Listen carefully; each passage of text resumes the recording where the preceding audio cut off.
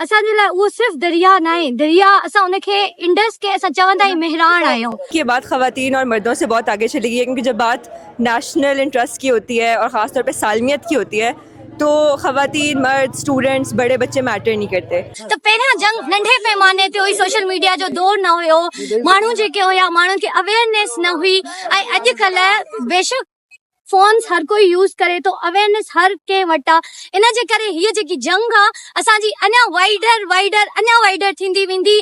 यहाँ पर आने का मकसद, और जैसे कि हमेशा अंदेशा होता है कि कोई लाठी चार्ज हो सकता है, कोई अरेस्ट हो सकते हैं, हम पे प्रेशर भी होता है, लेकिन यहाँ आने का मकसद यही होता है कि हम एक मैसेज सेंड अक्रॉस करना चाहते हैं कि जो पाकिस्तान के स्टूडेंट्स हैं, और ख़ास तौर पे क्योंकि मैं पंजाबी हूँ और यहाँ पे ज़्यादातर तादाद सिंधी स्टूडेंट्स की है, तो एक मैसेज है कि पंजाब, और this is not Punjab versus Sindh, ये पंजाब के लोगों की और सिंध के लोगों की लड़ाई नहीं है, ये एक नेशनल इंटरेस्ट की बात है। एक हमारा एक रूलिंग एलीट है जो सबके पंजाब के, और क्योंकि इस सबसे ज़्यादा इफेक्ट पंजाब की और सिंध की आपस में ताल्लुकात हो रहे हैं, जो सूबे बिल्कुल साथ जुड़े हुए हैं, जो सदियों से साथ रह रहे हैं, उन पे उनकी सालमियत का, उनके आपस के रिलेशनशिप्स का ये प्रॉब्लम आ गया। तो इसीलिए हम पंजाबी स्टूडेंट्स अपने सिंधी भाइयों के साथ बिल्कुल 100% खड़े हैं, एज स्टूडेंट्स, एज वुमेन,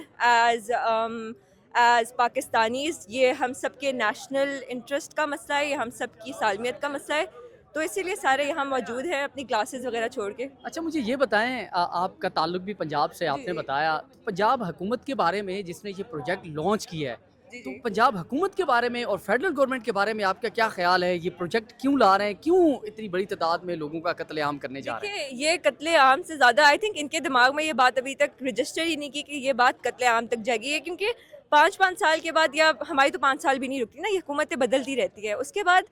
वो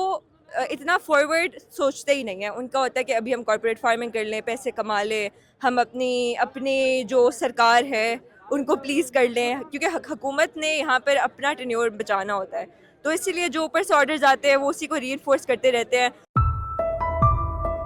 वो इंटरनेशनल मीडिया की नज़रें भी इस तहरीक पर है, लेकिन लोग जो हमारे वहाँ हैं वो सारे हर तबके के लोग हैं,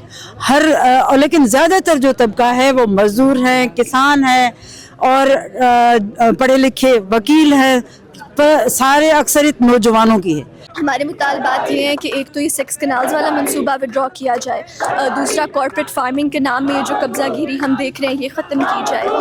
और इसके साथ साथ हम चाहते हैं कि जो भी डेवलपमेंट या जो भी आप फैसले मंसूबे बनाते हैं किसी भी कौम की ज़मीन पर, वो उनके मतलब कंसल्टेशन की, उनके सियासी रिप्रेजेंटेटिव्स के साथ जो अवाम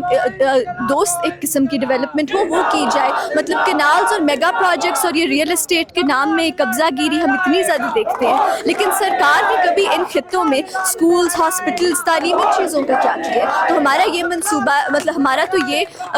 डिमांड्स हैं कि हम इन तमाम चीज़ों